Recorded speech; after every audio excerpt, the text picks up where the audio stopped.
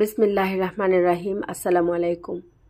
আমি পাঠ করছিলাম আল বিদায়া ওয়ান নিহায়া গ্রন্থটি লিখেছেন আবুল ফিদা হাফিজ ইবনে কাসির আদ-দামেস্কি রহমতুল্লাহি আলাইহি।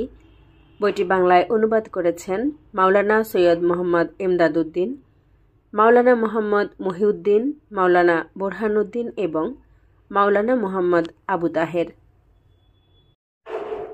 প্রিয় শ্রোতা, আমি আজকে 10ম পর্বটি পাঠ করতে যাচ্ছি। এ পর্বে আছে আকাশসমূহ ও তন্মধ্যস্থ নিদর্শনাবলীর সৃষ্টি সম্পর্কে আলোচনা, পবিত্র কোরআনের আয়াতসমূহ।